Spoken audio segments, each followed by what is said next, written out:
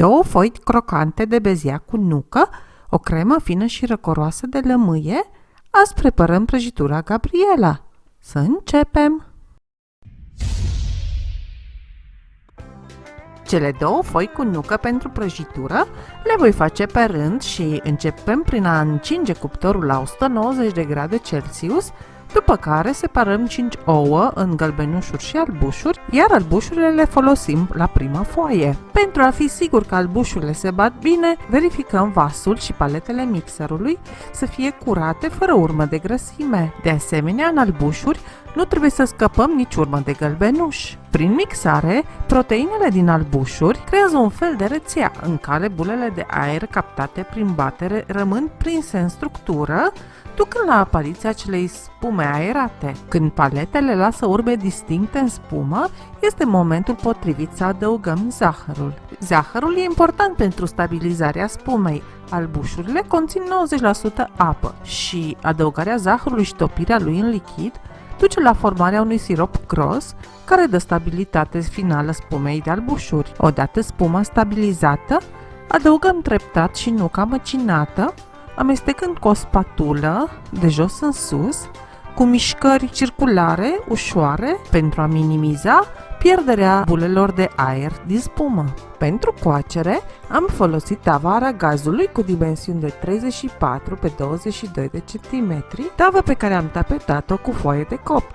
Am întins compoziția de beziac cu nucă în tavă într-un strat uniform și am băgat la cuptorul deja încins la 190 de grade Celsius pentru circa 50 de minute. Spre sfârșitul coacerii, supravegheați foaia foarte atent la cuptor. Trebuie să fie ușor rumenă la suprafață, crocantă, tare la atingere, dar nu o mai lăsați mult după ce atinge aceste criterii, deoarece se va arde imediat la bază. A doua foaie am preparat-o doar după ce prima foaie a fost scoasă de la cuptor și am răcit suficient tava cât să o pot tapeta din nou cu foaie de copt. Bineînțeles că puteți coace cele 2 foi în același timp la cuptor dacă aveți 2 tăvi de aceeași mărime, dar va trebui să țineți cont că ele se vor coace diferit în funcție de poziția mai sus sau mai jos în cuptor. Și ca ultimă observație pe această temă, când scoateți foile de la cuptor, va trebui să le desprindeți de foaia de copt, dar manevrați-le cu mare atenție.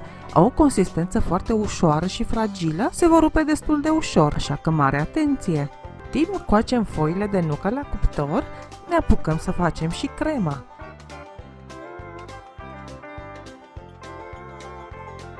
Am turnat 400 de ml de lapte într-o oală, am pus pe foc și am încălzit până aproape de temperatura de fierbere. La cele 10 gălbenușuri am adăugat puțină sare, 200 de grame de zahăr în care am pus și un plic de zahăr vanilat, după care am mixat compoziția până se deschide la culoare și capătă o textură pufoasă și aerată. Ar fi trebuit să adaug acum și 4 linguri de făină sau amidon de porumb, am uitat să o fac și a trebuit să o adaug mai târziu. Mai știți laptele pe care l-am pus la înfierbântat? Când crema de gălbenușuri este mixată suficient, începem să adăugăm câte un polonic de lapte fierbinte, amestecând continuu. Operațiunea se numește temperare și are ca scop creșterea temperaturii compoziției de gălbenușuri pentru a o putea găti ulterior direct pe foc. La final, am turnat restul de lapte, am amestecat să se omogenizeze și am pus crema pe foc. Când vine vorba de preparat cremă de vanilie, în primul rând înarvați-vă cu puțină răbdare, operațiunea cere prezența noastră permanentă lângă oală. Va trebui să amestecăm continuu cu untel pentru a evita să se prindă de pereții vasului în care se gătește și să se ardă. În al doilea rând, trebuie să potrivim focul la temperatură mică spre medie, în așa fel încât să se gătească constant, fără însă a fi în pericol de a se arde. Urmăriți spuma formată pe deasupra compoziției. Pe măsură ce crema se prepară, spuma se picșorează până la dispariția totală la final. La final, am presat pe suprafața cremei de vanilie niște folie alimentară pentru a preveni formarea unei cruste și lăsăm crema să se răcească. Pentru crema de lămâie avem 400 de grame de unt, 80% grăsime. Pentru o cremă fină și mătăsoasă, untul nu trebuie să fie nici prea rece, nici prea cald. Temperatura ideală a untului pentru a fi mixat în cremă e de 18-20 de grade Celsius, ușor de stabilit dacă aveți un termometru de gătit.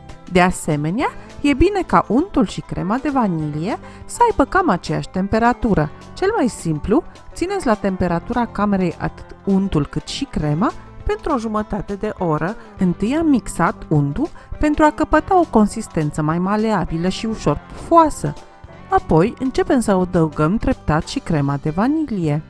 La final am adăugat câte puțin din zeama scursă în prealabil de la 2 lămâi. Nu adăugați toată zeama dintr-o dată. Din experiență vă spun că e mai bine să adăugați după gust. Lămâile nu au toate aceeași dimensiune și pot fi mai acre sau mai puțin acre după soiul lor, așa că cel mai sigur este să adăugăm câte o jumătate de lămâie și să gustăm, stabilind noi înșine după gust câtă zeamă este nevoie în cremă.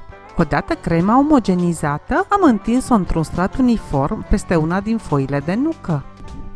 Deasupra am pus cu grijă să nu se rupă a doua foaie, am presat ușor și asamblarea este gata. Mai rămâne să ținem prăjitura câteva ore la frigider pentru a se întări crema. Până atunci, poți să dați un like și o abonare, vă rog. N-am rezistat să aștept mai mult de o oră ca să testez bunătatea. Feliată în bucăți mai mici sau mai mari, această prăjitură este o adevărată delicatesă. Sper să o încercați și voi. Aștept cu nerăbdare comentariile voastre.